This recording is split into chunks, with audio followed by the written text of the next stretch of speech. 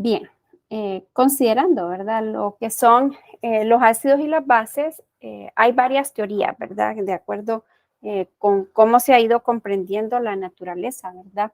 De estas clases de compuestos. Inicialmente, probablemente en sus clases de química general 1, ustedes vieron lo que es la teoría de Arrhenius. La teoría de Arrhenius para ácidos y bases, pues plantea, ¿verdad? Bueno, fue planteada, perdón, por Arrhenius, que fue un físico sueco, ¿verdad? Que formuló su teoría, ¿verdad? Acerca de cómo los ácidos se disocian, se ionizan, ¿verdad? Para formar estas dos especies sobre las cuales él basó su teoría a finales del siglo XIX, ¿verdad? Y justo le hizo, pues, merecedor de un premio Nobel de Química. Arrhenius planteaba que un ácido es cualquier sustancia que en solución acuosa se va a disociar, ¿verdad? Se va a ionizar, se va a separar y dentro de esos iones que va a producir, pues uno de esos iones va a ser el ion hidrógeno, ¿verdad? Y por eso Arrhenius decía, un ácido va a ser cualquier especie, cualquier sustancia que cuando se disuelva en agua va a producir iones hidrógeno. De esa manera, pues Arrhenius define, ¿verdad? Por ejemplo, a compuestos como el cloruro de hidrógeno como ácido, ¿verdad? Porque cuando el cloruro de hidrógeno se disuelve en agua, este se ioniza para dar lugar al ion hidrógeno y al ion cloruro. Por su parte, Arrhenius dice, bueno, una base va a ser una sustancia que igual cuando se disuelve en agua, se va a ionizar, se va a separar para producir lo que es el ion hidroxilo, ¿verdad? De esta manera, para Arrhenius, eran bases únicamente aquellos compuestos que incluían el ion hidróxido en su fórmula, ¿verdad? Como son el hidróxido de sodio, de potasio, de calcio, de magnesio, de aluminio, ¿verdad? Que al disolverse en agua, pues se separan en los dos iones, en el catión metálico y en lo que es el anión, ¿verdad? Que es el ion hidróxido. Bueno, y esa fue la primera teoría, ¿verdad? Como les digo, tenía las limitaciones de que, por ejemplo, para el caso de las bases, únicamente aquellos compuestos que contenían el ion hidróxido eran considerados como bases. Y lo otro es que Arrhenius plantea toda su teoría basándose en si la sustancia se puede disolver o no en agua, ¿verdad? Es decir, únicamente su teoría únicamente aplica para soluciones acuosas. Por eso, cuando hablamos nosotros de una reacción entre una solución básica, como es la solución del hidróxido de sodio, con una solución acuosa de ácido clorhídrico, pues la reacción que se lleva a cabo, se recordarán, ¿verdad? Allá de química general, es una reacción de neutralización, ¿verdad? Se forma una sal y el agua. Entonces el ion hidróxido neutraliza, ¿verdad? Al ion hidrógeno para formar lo que es el agua. Y esto fue lo que, como les digo yo, vieron allá en General 1. Al pasar a General 2, entonces ya ustedes le dedicaron mayor estudio a lo que es la teoría de Brøsted y Lorry. Son dos científicos, ¿verdad? Que trabajaron cada uno por su cuenta, ¿verdad? Ambos químicos, uno danés, el otro inglés, en una mayor comprensión, ¿verdad? De lo que es el comportamiento de las sustancias ácidas y bases. Trabajaron cada uno por su lado, pero llegaron a uno mismo, a formular, ¿verdad? Trabajos semejantes, ya esto en el siglo XX, ¿verdad? Y esta teoría, en ese tiempo, ¿verdad? Era más completa, ¿verdad? Ya que a diferencia de Arrhenius, que solo consideraba sistemas acuosos, ya Brøsted y Lorry hablan también de compuestos ácidos y básicos, aunque el sistema o la solución no sea una solución acuosa, ¿verdad? Ya aquí ya no se habla de producción de iones hidrógeno o producción de iones hidróxido. Brøsted y Lorry, en pocas palabras, lo que nos dicen es que un ácido va a ser cualquier sustancia que en solución Y entonces aquí, si se fijan, ya no lleva aquello de en solución acuosa, como decía Renio, sino que basta con que esté en solución, es decir, disuelto en algo, que podrá ser agua o podrá ser otro solvente. Al disolverse, es capaz, ¿verdad?, de donar iones hidrógeno. Aquí, especies que Arrhenius consideraba como ácidos, siguen siendo considerados como ácidos en la teoría de Brewster-Lowry, ¿verdad? Por ejemplo, el ácido clorhídrico puede donar un ion hidrógeno, ¿verdad? Y ya Brewster y Lowry ya sacan, ¿verdad?, a los iones hidróxido de la definición para las bases, y Brewster y Lowry dicen, ¿verdad?, una base va a ser cualquier sustancia que en solución va a ser capaz de captar, ¿verdad?, o de aceptar un ion hidrógeno. Aquí ya no necesariamente el compuesto tiene que contener el ion hidróxido. Por ejemplo, el amoníaco ya es considerada como una base al poder ser capaz, ¿verdad?, de aceptar un ion hidrógeno para formar el ion amonio, ¿verdad? Y por eso decimos, esta teoría pues complementa aspectos que dejaba ahí como en el aire la teoría de Arrhenius. Algo importante respecto a esta teoría de ácidos de Brewster y Lowry es que ellos hablan acerca o incorporan, ¿verdad?, el término de par conjugado ácido-base, ¿verdad? Entonces ellos dicen que siempre que haya un ácido, cuando ese ácido done su ion hidrógeno, se va a convertir en una base, ¿verdad? Entonces siempre va a haber una base conjugada con un ácido.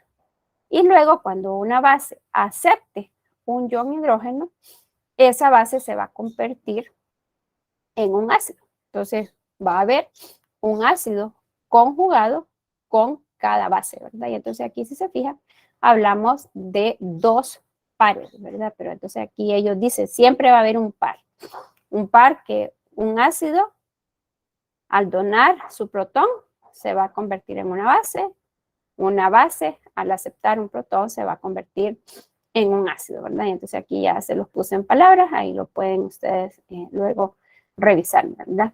En su forma general, o en su ecuación general, ¿verdad?, que quizá la recuerden, vamos a decir que cualquier ácido, ¿verdad?, en solución, acuosa o no, como ya decíamos, en este caso, este sería el ácido que le donaría un protón al agua. Entonces, cuando el ácido dona su protón, ¿en qué se convierte? Se transforma, ¿verdad?, en lo que conocemos como su base conjugada. Y el agua aquí, al comportarse como base y aceptar un protón, se transforma en un ácido, ¿verdad?, que en este caso sería el ion hidrógeno. Entonces, ¿qué vemos en esta ecuación, verdad? Lo que ya decíamos, cada ácido va a tener una base conjugada con él y cada base va a tener un ácido, ¿verdad?, conjugado con ella. Para las bases, entonces la ecuación sería de que tenemos una base que puede aceptar un protón para convertirse en su ácido conjugado. Esta especie, que en este caso se está comportando como ácido, al donar ese protón, se convierte en una base conjugada, ¿verdad? Siempre están los dos pares ácido-base conjugado, ¿verdad? Tanto si hablamos de la ecuación de disociación de un ácido como la ecuación de disociación de una base. Entonces aquí llevamos las dos teorías que hemos visto en nuestras dos clases de química general. Como les digo yo, esta puede ser que algunos de ustedes ya la hayan visto, ¿verdad? Lo que es la teoría de Lewis. Fíjense que todavía Brewster y Lowry siguen hablando de iones hidrógeno, ¿verdad? Igual que lo hacía Arrhenius, ¿verdad? Arrhenius decía, bueno, una sustancia que al disolverse en agua produzca iones hidrógeno va a ser un ácido. Brewster y Lowry definen o plantean su teoría en términos de si una especie puede aceptar o puede donar un ion hidrógeno, ¿verdad? Ya Lewis ya ni siquiera habla de iones hidrógeno, ¿verdad? Lewis, que es el mismo Lewis de las estructuras de Lewis que hemos hablado, fue un químico estadounidense que formuló su teoría más o menos al mismo tiempo que Brosted y Lorry, ¿verdad? Solo que lo planteaban en términos diferentes. Como ya decíamos, Brosted y Lorry definen sus teorías en términos de los iones hidrógeno. Lewis no habla de los iones hidrógeno. Y entonces Lewis dice, ni siquiera es necesario hablar de iones hidrógeno. Basta con que hablemos de electrones, ¿verdad? Entonces aquí en su teoría incluye Lewis sustancias que no tienen iones hidrógeno, ¿verdad? Y que aún sin tener iones hidrógeno son capaces de comportarse como ácidos y como bases. Su teoría funciona tanto en soluciones acuosas como no acuosas y no necesita de este par que hablábamos en la teoría de Brosted y Lorry, ¿verdad? Entonces, Lewis define, ¿verdad?, a los ácidos y a las bases, como les decía, en términos de su capacidad para donar o aceptar electrones, ¿verdad? Entonces, Lewis dice, un ácido es una molécula o ion, y eso es bien interesante, ¿verdad? Porque allá tanto Arrhenius como Brosted y Lorry hablaban de compuestos neutros, aquí no, puede ser, bueno, y sobre todo hablaban de compuestos iónicos, ¿verdad? Aquí puede ser una molécula o puede ser un ion. Si es capaz de recibir o de aceptar un par de electrones, entonces Lewis dice, esa sustancia es ácida. Por otra parte, las bases van a ser cualquier molécula o ion capaz de donar, ¿verdad? Uno o varios pares de electrones. Entonces, la idea que hay que tener clara aquí son dos cosas, ¿verdad?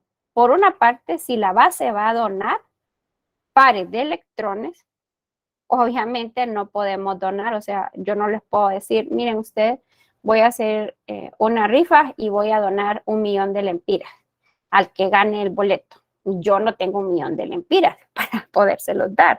Entonces no puedo donar algo que no tengo, ¿verdad? O sea que aquí, de principio, tener claro que una base de Lewis deberá de tener pares de electrones solitarios. Solamente si tiene pares de electrones solitarios es que los puede donar. Y la definición de ácido para Lewis, si puede aceptar, o sea, si va a aceptar electrones, es porque debe de tener en su estructura orbitales que estén vacíos o medio vacíos, ¿verdad? Porque yo siempre les pongo el ejemplo, ¿verdad? Supongamos que alguno de ustedes, que no es de aquí de Tegucigalpa, viene aquí y alquila un cuarto para vivir, ¿verdad? Y el cuarto es de 2 por 2, ¿verdad? 2 metros por 2 metros, no es un cuarto muy grande, es un cuarto pequeño. Y le digo yo, mire, fíjese que yo le voy a donar una cama king, que son de esas más grandes. Yo tengo la cama king, o sea que estoy en la capacidad de poderla donar, pero usted, y le digo yo, mire, yo se la voy a donar, pero solo la puede usar usted y no se la puede llevar para ningún lado. Pero usted vive en un cuarto de 2 metros por 2 metros, una cama king ahí no cabe. Entonces, aunque usted quiera, no la puede aceptar porque no tiene dónde colocarla, ¿verdad? Entonces, esta idea es bien importante con respecto a los ácidos, ¿verdad? Si ya un compuesto tiene su octeto, es decir, si ya su nivel de valencia está lleno, no puede comportarse como un ácido, ¿verdad? Es decir, deberá de tener ahí al menos un orbital vacío o medio vacío, ¿verdad? Para que pueda aceptar esos electrones. De manera que, por ejemplo, nosotros, esta es una ecuación ácido-base de Lewis, no vemos iones hidrógeno, no vemos iones OH, no vemos el agua, y esta es lo que vuelve, ¿verdad?, esta teoría más completa que las anteriores, porque es capaz de clasificar como ácidos o como bases a compuestos, aun cuando no hayan estas otras condiciones que planteaban los anteriores, ¿verdad?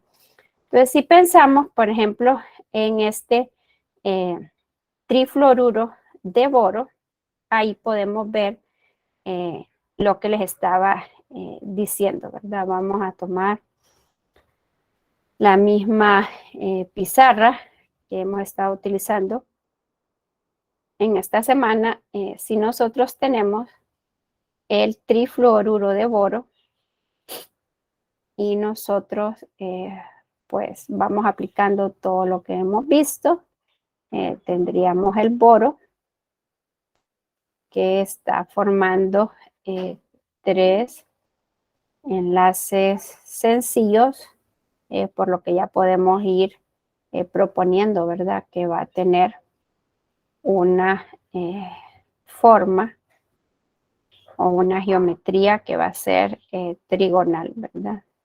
Entonces, ¿qué podemos ver acá? El boro solo tiene 6 electrones, ¿verdad? Perdón, solo está formando 3 enlaces, solo tiene 6 electrones, ¿verdad? Y el boro está en el periodo 2. Entonces, aquí, esta especie podría comportarse como ácido. Tiene todavía capacidad para aceptar electrones, ¿verdad? Y decíamos aquí en el ejemplo que era la reacción entre el trifluoruro de boro y el ion fluoruro. Entonces, aquí, al leer, ¿verdad? Esta F con esta carga negativa, nosotros deberíamos de poder comprender que estamos hablando de la reacción de este compuesto con el ion fluoruro. Y el ion fluoruro tiene 4 pares de electrones solitarios. Entonces, lo que les decía, ¿verdad? Esta especie es rica en electrones, o bueno, tiene electrones, ¿verdad? Que pueda donar. Y esta especie es deficiente. Entonces, aquí, este ion fluoruro podría, ¿verdad? Donarle un par de electrones a este átomo de boro para formar el compuesto que ya mencionábamos, ¿verdad? Aquí solo que creo que me va a quedar, no sé si me va a quedar bien la estructura. Tendríamos el boro que ahora estaría formando 4 enlaces, ¿verdad? La geometría pasaría de ser trigonal a una geometría tetraédrica.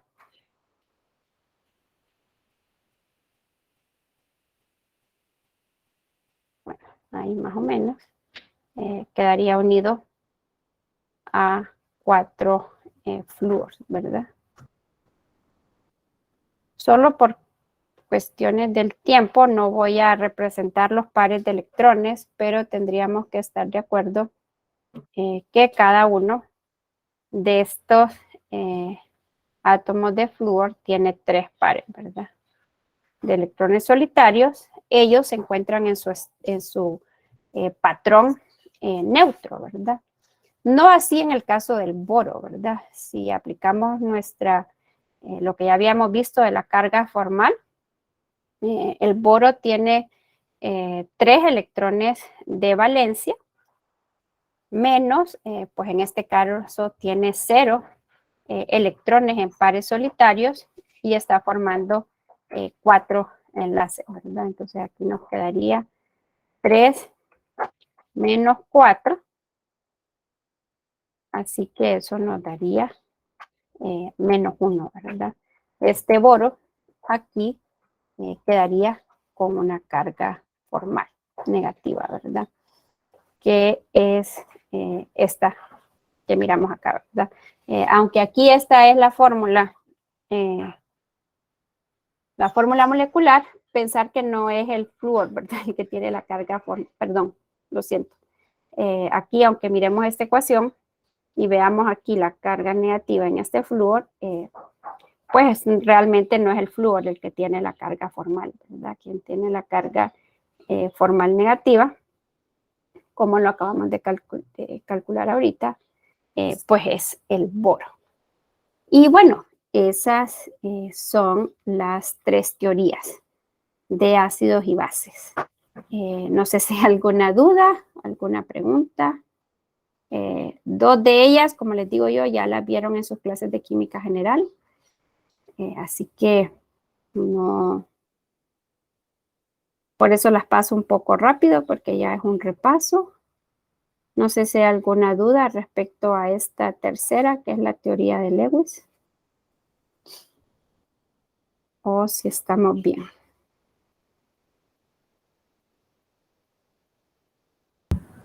Creo que estamos bien.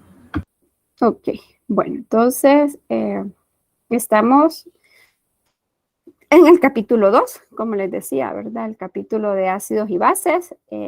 Igual aquí, ¿verdad? El libro comienza haciéndoles un repaso.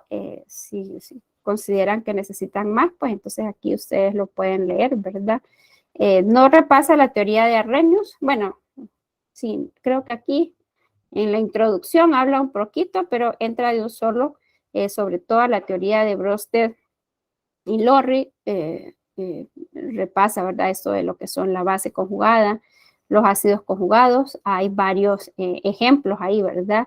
Y hay algunos ejercicios. Si se recuerdan de las clases de General 2, igual, ¿verdad? Cuando vieron estas teorías de Brøsted y Lorry fue cuando hablaron acerca de las constantes de disociación ácida, el Ka, el Kb, el pKa y el pKb, ¿verdad? O sea que también está, aquí están las ecuaciones, aquí está la escala del pH, que son temas de General 2, pero que también si sienten que hace mucho tiempo llevaron General 2 y que ya no se recuerdan, pueden dar un repaso, ¿verdad? Aunque como les mencionaba, realmente nosotros nos vamos a centrar en la teoría de Lewis. Hay algunos efectos de cómo la estructura, ¿verdad?, de un compuesto puede afectar la acidez. Esto lo vamos a ver ya cuando lo vayamos aplicando, ¿verdad?, propiamente a cada una de las familias de compuestos orgánicos que vayamos viendo, o sea que esta sección, que es la sección 2.3, por ahorita la vamos a poner en suspenso. La pueden obviar, dijéramos, igual que esta 2.4 que habla sobre el efecto del pH. Las soluciones amortiguadoras las vieron también cuando vieron ácidos y bases, teoría de ácidos y bases, en general 2.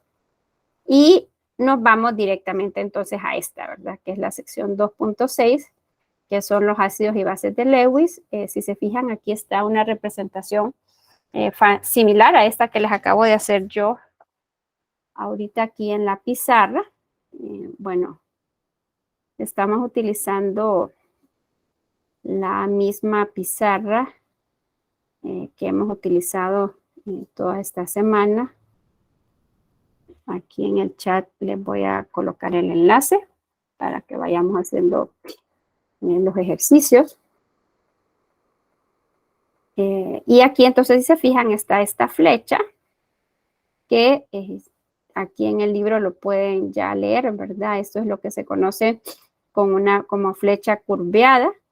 Y las flechas curvas siempre indican, ¿verdad?, la transferencia de electrones, ¿verdad? Es decir, nos señalan en dónde comienza y finaliza el camino del par de electrones, desde dónde salieron, así como estos pedidos, ¿verdad?, de jugos y pedidos, no sé qué, pues desde dónde va a salir el pedido hasta dónde se va a entregar, ¿verdad? Y como ya decíamos, para Lewis, una base va a ser una especie que dona un par de electrones, por lo que debe de tener un par de electrones solitarios, y un ácido es una especie que acepta, ¿verdad? Aquí es donde se vuelve indispensable que usted sepa leer, sepa asignar, ¿verdad? Que cuando vea una fórmula condensada, usted sepa decir los ejercicios que hemos hecho anteriormente, ¿verdad? A qué átomos le hacen falta pares de electrones solitarios, porque puede ser que no se los representen. Y no porque no se los representen, no es que ese átomo no los tenga, ¿verdad? Ya se asume que usted debe de saberlo, ¿verdad? Y entonces aquí hay otros ejemplos, ¿verdad? De eso, de flechas curvas, ¿verdad? Que indican el movimiento de estos electrones. Así que nos vamos a ir directamente, ¿verdad?, Y si se fijaron, ya terminamos el capítulo 2. Por eso les decía, ¿verdad?, que hoy lo íbamos a concluir. Es un capítulo corto. Vamos a comenzar haciendo este problema 17, ¿verdad? Encuentre los productos de las siguientes reacciones utilizando flechas para mostrar en dónde comienza y finaliza el camino del par de electrones. Así que nos venimos para acá, para nuestra pizarra. Yo les voy a hacer el inciso A y ustedes van a hacer el inciso B y el inciso C, ¿verdad? Bueno, con respecto al inciso A, lo primero que hay que tener claro es que el cloruro de zinc es un compuesto iónico, ¿verdad? ¿Qué quiere decir eso? Que está formado por el ion zinc 2 más. Esto que tenemos que ser capaces de poderlo leer. Recuerden que la lectura implica comprensión, ¿verdad? Entonces se tiene que comprender que si tiene dos cargas positivas es porque el átomo de zinc perdió 2 electrones, ¿verdad? Entonces está deficiente en electrones este átomo de zinc. Por eso podría comportarse como un ácido de Lewis, porque como está deficiente en electrones, podría aceptarlo, ¿verdad? Y luego ion zinc 2 más está unido a 2 iones cloruro, ¿verdad? Lo que les he mencionado, aquí no voy a representar enlaces, ¿verdad? Porque se mantienen unidos los 3 iones debido a las fuerzas electrostáticas, ¿verdad? Es decir, las cargas positivas atraen a las negativas y viceversa. Luego tenemos un alcohol. Este es una molécula orgánica neutra. En este caso, sí nos representan los pares de electrones, ¿verdad? Y vemos que ahí el oxígeno tiene 2 pares de electrones solitarios. Entonces, lo que usted debería entender es que primero el zinc es una especie deficiente en electrones y este oxígeno tiene pares de electrones solitarios, ¿verdad? Por lo que aquí donde nos piden, ¿verdad? Utilice flechas para mostrar en dónde comienza y finaliza el camino del par de electrones. Los electrones saldrían del oxígeno y se dirigirían hacia el zinc, ¿verdad? Que es la especie, el ion zinc, que es la especie deficiente en electrones. El producto, entonces, implicaría que este zinc va a quedar unido a este oxígeno, ¿verdad? Porque ese oxígeno le está donando. Si a usted yo le dono 1.000.000 de lempiras, pues yo creo que de alguna forma usted se sentiría como comprometido conmigo, ¿verdad? O quedaría unido conmigo de alguna forma.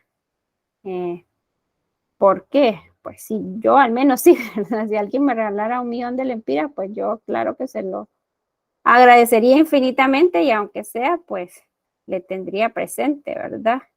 Entonces aquí, pensar esto, ¿verdad? Que aquí este par de electrones están yendo a los orbitales del zinc, ¿verdad? O sea, no sé si lo lograron ver allá en sus clases de química general, pero esto que hemos representado aquí es el tercer tipo de enlace covalente, ¿verdad? En teoría tendrían que haberlo visto en general 1, pero no sé si lo vieron, ¿verdad? El enlace covalente, como ya decíamos, puede ser polar o no polar, ¿verdad? Dependiendo si los dos átomos tienen o no la misma electronegatividad.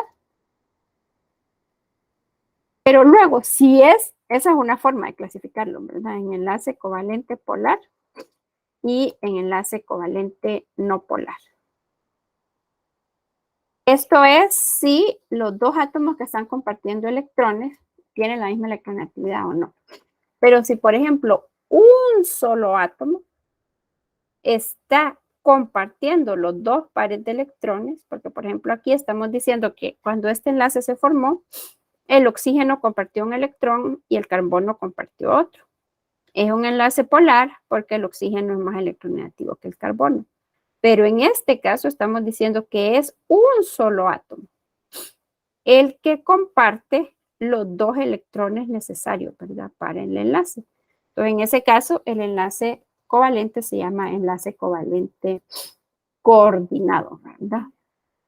Es el enlace, como les repito, que se forma cuando un solo átomo provee los dos pares de electrones, ¿verdad? Entonces, este oxígeno y este zinc, si quedan unidos de forma covalente, y bueno, y los iones cloruros siguen estando ahí, ¿verdad? Entonces, bien. Varias cosas que tenemos que tener claras acá, ¿verdad? A los iones cloruros no les pasa nada. Ellos siguen con carga negativa.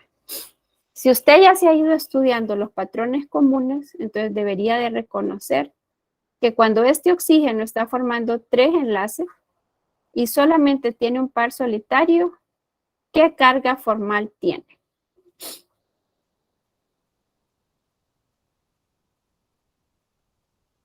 ¿Qué carga formal tiene? ¿De cuánto? Bueno, las opciones es que sea positiva, negativa o neutra. Ay, todavía no han estudiado. Bueno, esa parte no la puedo hacer por ustedes, ¿verdad? Bien.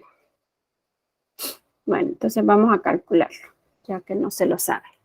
Entonces el oxígeno está en el periodo 6, perdón, en el grupo 6 tiene 6 electrones de valencia menos. Tiene 2 electrones en pares solitarios y está formando 3 enlaces, ¿verdad? Por eso nos quedaría 6 menos 5 y 6 menos 5 es 1 positivo, ¿verdad? En este caso, el oxígeno tiene una carga positiva, ¿verdad? En este caso. Aquí tendríamos que estar de acuerdo que cuando este zinc 2 más se enlaza covalentemente a este, su carga también cambia, ¿verdad? Entonces, bueno, aquí habría como que tener bien clara nuestra base, ¿verdad? Ahí si ustedes buscan la tabla periódica, en el caso del zinc, es un elemento de transición, ¿verdad? Entonces, no coincide, no es un elemento representativo, el número del grupo no coincide con el número de electrones de valencia, tendríamos que hacer su configuración. Aquí tenemos al zinc, ¿verdad? Déjenme ver si esta tabla, no, aquí está, sí nos la da, ¿verdad? Si se fijan, aquí está la configuración electrónica. Para el zinc es la misma configuración del argón, con la diferencia de 3D2, 4S2. Cuando tiene su número de oxidación de positivo 2, es porque ha perdido, ¿verdad? Estos 2 electrones de valencia.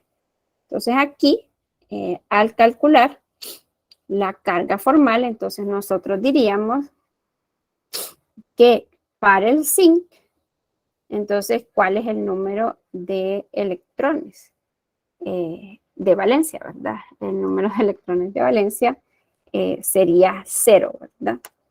Menos, pues aquí no tiene pares solitarios, o sea que sería de 0, y más el número de enlaces que está formando.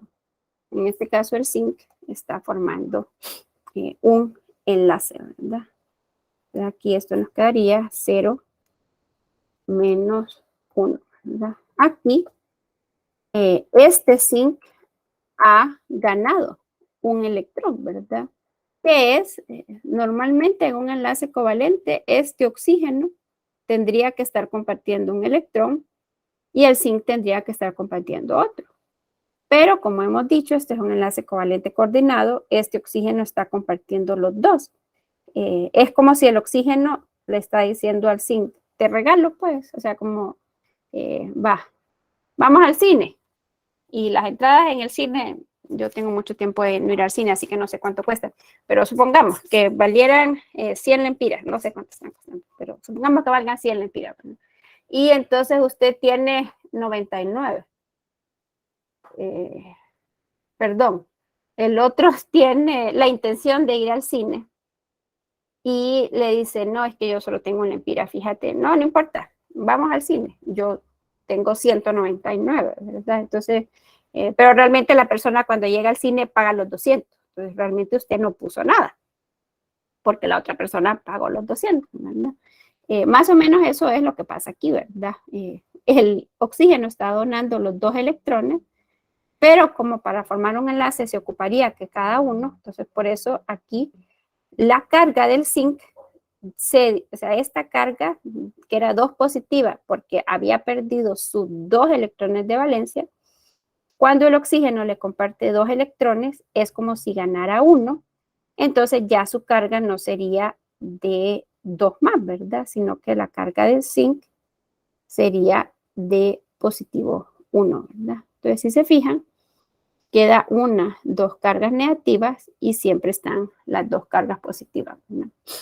Por lo que se mantendrían ahí todos ellos alrededor, ¿verdad? Este ion cloruro, alrededor de este, que se llamaría un ion complejo, ¿verdad? Allá en inorgánica, en inorgánica, perdón, van a aprender acerca de la nomenclatura y lo que son los iones complejos. No sé si quedó claro o hay alguna pregunta.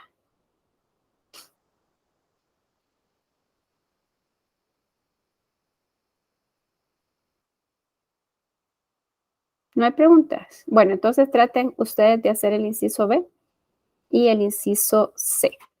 Los vamos a tomar por separado en 2 pizarras distintas para que pues el que quiera lo haga, ¿verdad? El enunciado es el mismo. Encuentren los productos. Aquí encontramos el producto, ¿verdad? Es importante lo de las cargas formales, ¿verdad? Hay que colocarlas, obviarlas. Como les digo yo, escribir mal en inglés no va a hacer que usted pase el curso de inglés, ¿verdad? Es decir, ay, no importa, lo voy a escribir de cualquier forma. No, o sea, no va a aprender el idioma, cómo se hace, ¿verdad? Entonces, no incluir las cargas formales es no escribir bien, ¿verdad? Es decir, el lenguaje de la química implica incluir las cargas formales. Así que se le pide que encuentre los productos y que utilice flechas para mostrar desde dónde salen los electrones y hacia dónde se dirigen, ¿verdad? Así que son las 10:46. Les voy a dar 4 minutos, 2 para cada ejercicio, para que lo vayan haciendo.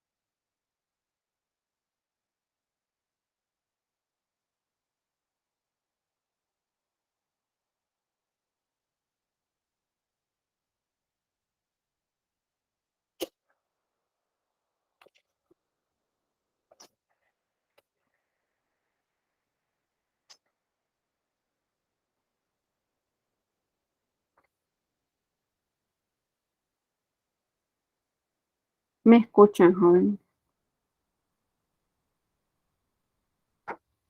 Sí. Sí. Ah, es que vi que alguien estaba trabajando, pero dejó de trabajar la persona y no sé si fue que me quedé sin internet por un rato o fue que la persona lo dejó incompleto.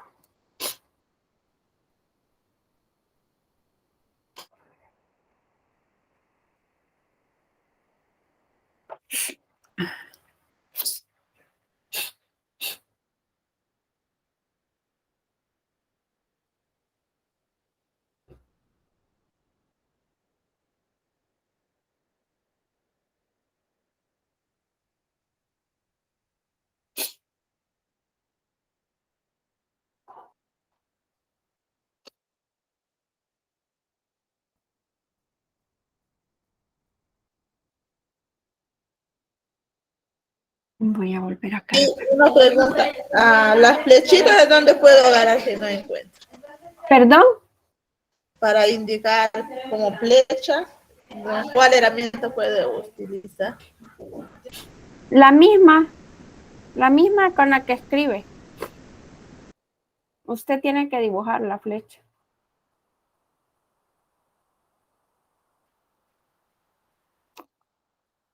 Usted tiene que dibujarla.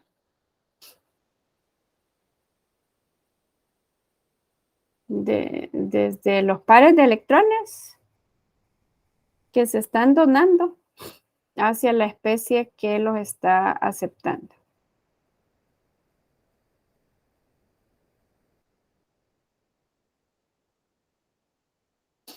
Bueno, no sé si la persona que inició a hacer el problema hasta ahí llegó. Si hay alguien más que quisiera completarlo.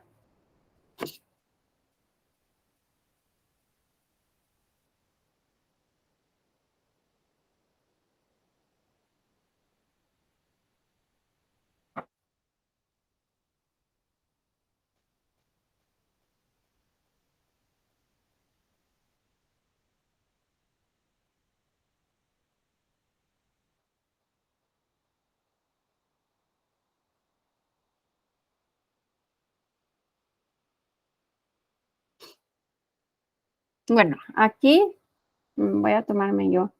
El concluirlo es correcto. Este también es un compuesto iónico.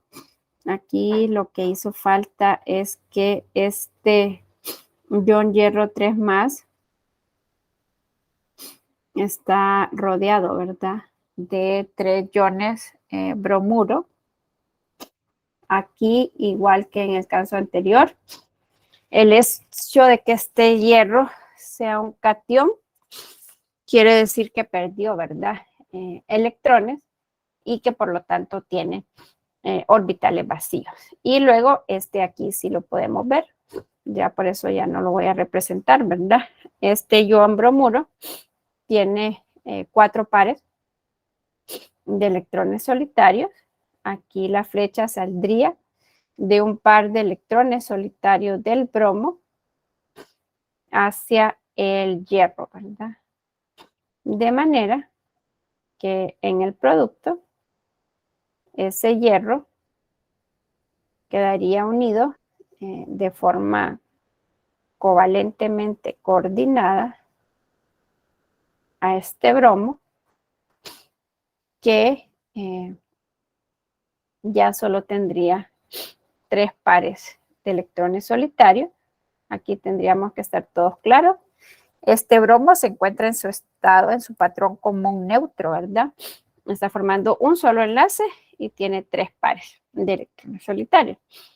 Aquí tendríamos que estar de acuerdo por lo mismo que les explicaba acá, ¿verdad? El hecho de que un solo átomo comparta los 2 pares de electrones equivale a como decir que ese átomo ganó un electrón, ¿verdad? Entonces, por eso decíamos 2 positivos más 1 negativo.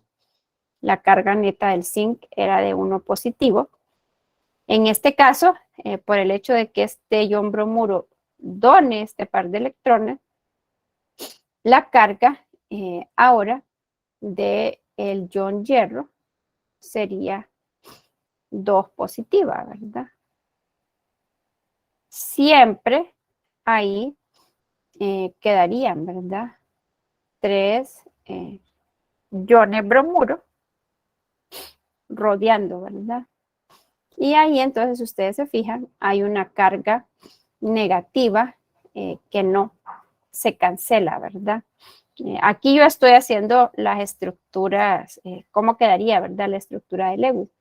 Pero resumido, perdón, no resumido, sino que en forma condensada, esto nos quedaría como Fe Br4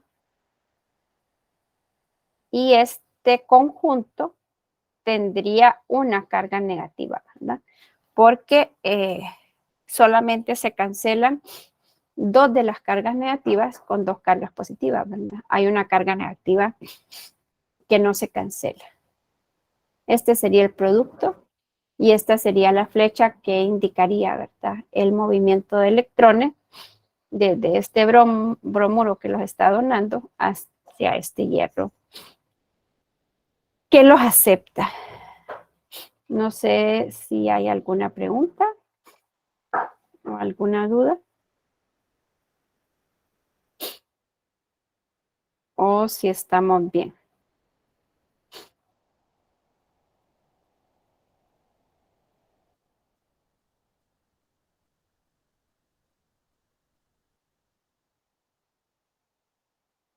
Sí, está claro. Ok, bueno, entonces queda el inciso C, ¿verdad? Que este sí me gustaría que lo hicieran ustedes y que alguno pues se ofrezca ahí a hacerlo.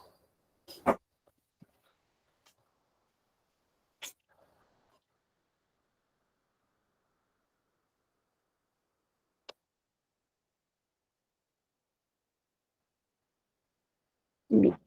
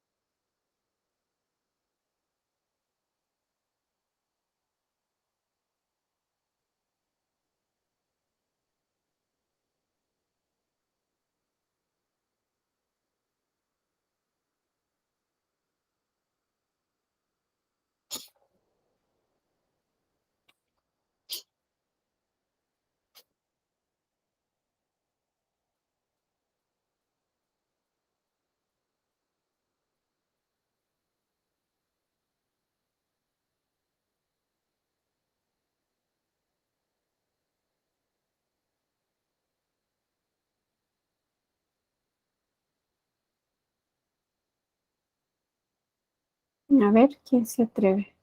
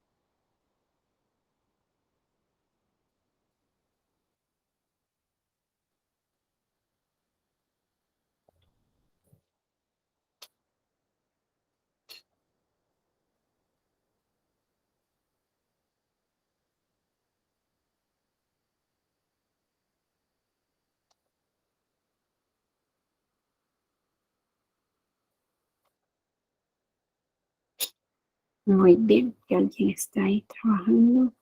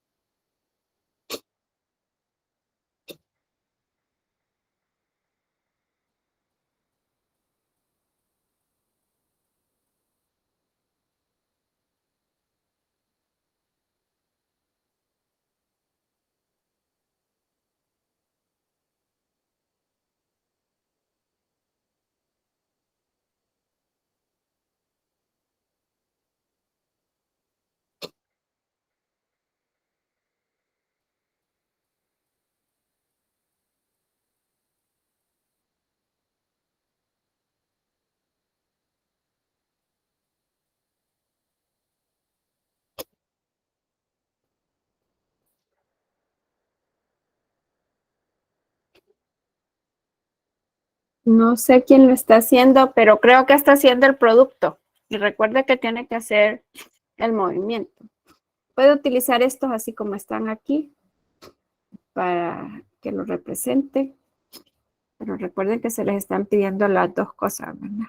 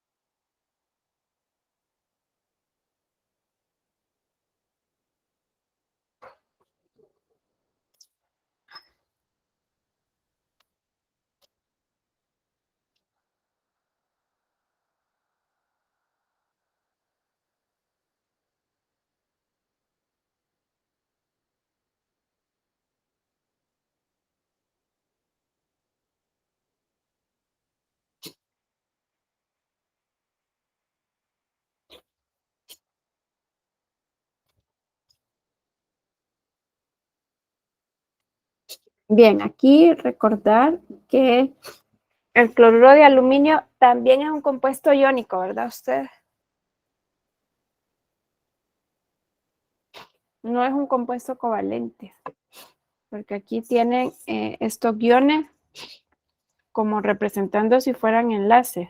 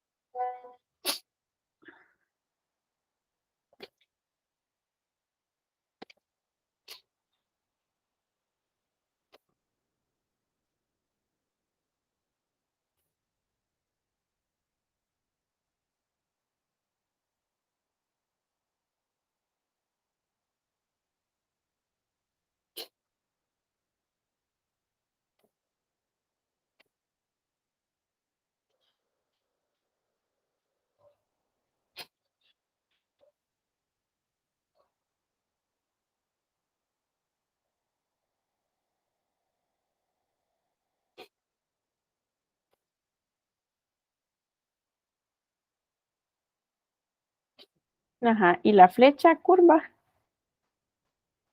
Bueno, habría que, como les decía, corregir esto, ¿verdad? Que este es un compuesto iónico. El aluminio aquí tiene 3 cargas positivas y cada ion cloruro tiene una carga negativa, ¿verdad? Entonces, ¿de dónde tendría que salir la flecha?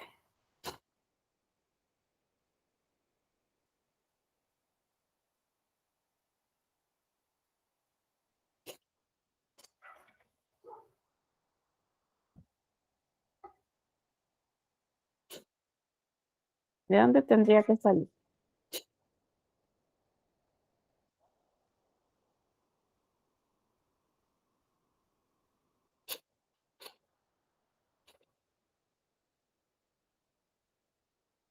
Del cloro. Del cloruro, ¿verdad? Del ion cloruro. De acá, ¿verdad? Tendría que salir del ion cloruro y dirigirse hacia el ion aluminio. 3 más. Y bueno, aquí como les decía, pues aquí igual, ¿verdad? No hay enlaces. Hay uno solo, que es este. Y aquí, semejante que en el anterior, ¿verdad? Este tendría ahora 2 cargas positivas. Cada uno de estos iones cloruros tiene una carga negativa. Y entonces si lo ponemos en fórmula condensada, entonces sería el AlCl4 y este tendría todo, ¿verdad? El conjunto tendría una carga negativa. Bueno, no sé si hay alguna pregunta o alguna duda.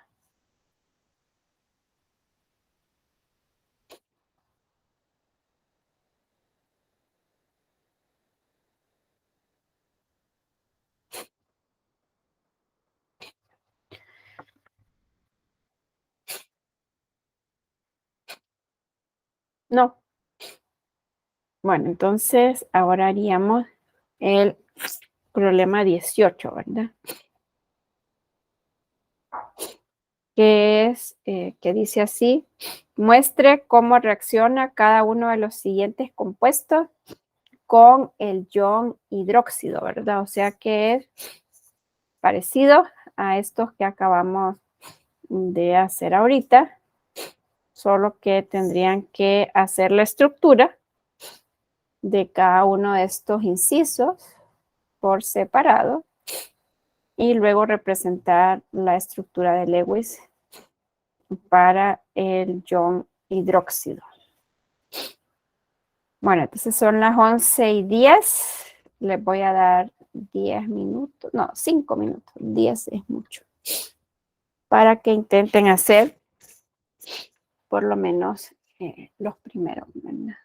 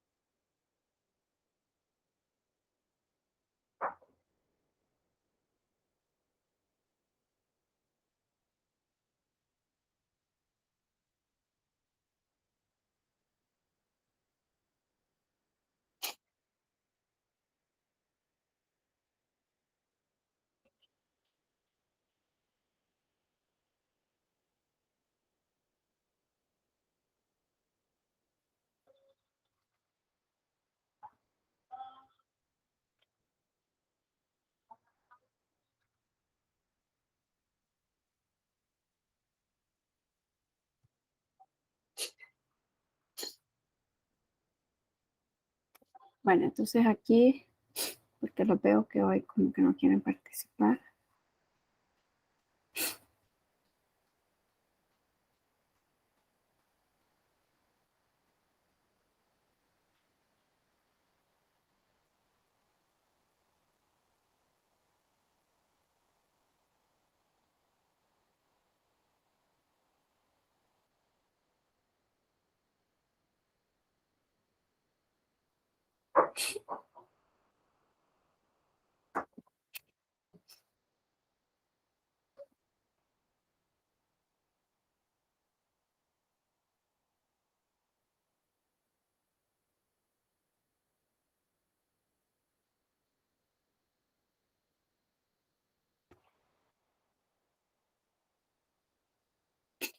Bueno, el inciso A sería este. Y entonces, bueno, aquí es donde nuestra base, es la razón por la cual, ¿verdad? Esta clase tiene como requisito Química General 2 y Química General 2 tiene como requisito Química General 1, ¿verdad? Aquí todos tendríamos que estar claros que este enlace de acá y este enlace de aquí son enlaces covalentes, polares, ¿verdad? Y tendríamos que estar claros que el enlace más polar es este, ¿verdad? Porque es donde es mayor la diferencia de electronegatividad entre el hidrógeno y el oxígeno que entre el oxígeno y el carbono, ¿verdad? Si recordamos nuestras clases allá de química general, ¿verdad? La electronegatividad aumenta de izquierda a derecha en la tabla periódica. Entre más separados estén los átomos, mayor es la diferencia de electronegatividad, ¿verdad? Entonces, por eso aquí decimos, ¿verdad? Que aunque el oxígeno es más electronegativo que el carbono, la diferencia de electronegatividad es mayor entre el oxígeno y el hidrógeno. ¿Qué implica eso? Pues eso implica que este hidrógeno de acá tiene una carga parcial positiva, ¿verdad? Eso es lo que significa que el enlace sea polar, que los electrones no se comparten de forma igual y ahí es donde se hablan de las cargas parciales, ¿verdad? Y bien, aunque vemos que estos dos oxígenos tienen pares de electrones solitarios, el que es más rico o el que tiene más pares de electrones solitarios, en este caso es el oxígeno, ¿verdad? Entonces, además, como ya decíamos, tiene este átomo que es parcialmente deficiente en electrones, ¿verdad? Aquí como la pregunta es, muestre cómo, ¿verdad? ¿Cómo se baña usted? A la respuesta, ¿cómo se baña usted? Entonces usted diría, ¿verdad? Yo me meto al baño, me quito la ropa, abro la llave y después me meto, o puede ser que alguien primero se meta al baño y después abra la llave, es decir, el cómo es la forma, ¿verdad? Entonces, en este caso, en las reacciones, el cómo implica las flechas curvas, ¿verdad? Un par de electrones solitarios de este oxígeno del grupo H se dirigiría hacia este hidrógeno, ¿verdad? Como ya hemos dicho, el hidrógeno solo puede formar un enlace. Si este hidrógeno se une a este oxígeno, quiere decir que tiene que separarse de este. Es decir, ese enlace se tiene que romper y es algo que podemos predecir, ¿verdad? Porque ya decíamos, este enlace está polarizado. Este hidrógeno tiene una carga parcial positiva, este oxígeno tiene una carga parcial negativa. Él quiere quedarse con esos pares de electrones, ¿verdad? De manera que aquí los productos que se formarían sería este CH3 o ya solo quedaría formando un enlace del oxígeno, ¿verdad? Y tendría 3 pares de electrones solitarios, ya como nos hemos estudiado los patrones comunes, entonces sabemos que en este caso el oxígeno tiene una carga negativa. Y lo otro que se formaría sería la molécula de agua. Y así es como reaccionarían este CH3OH con el ion OH, ¿verdad? Y como les decía, el cómo implica el uso, ¿verdad? De las flechas curvas.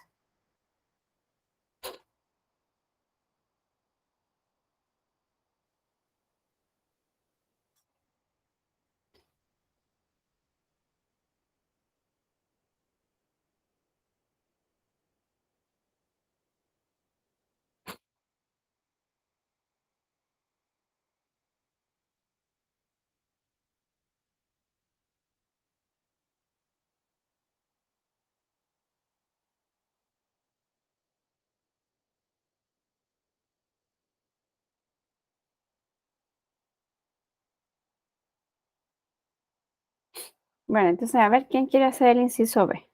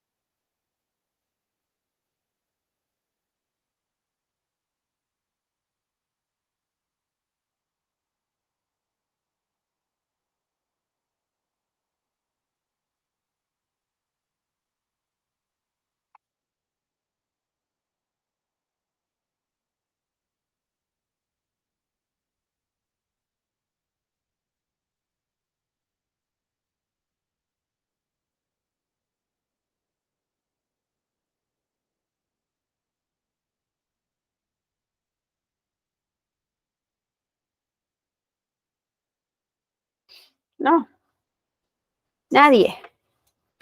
Bueno, ya que nadie quiere participar, entonces se los voy a dejar de tarea.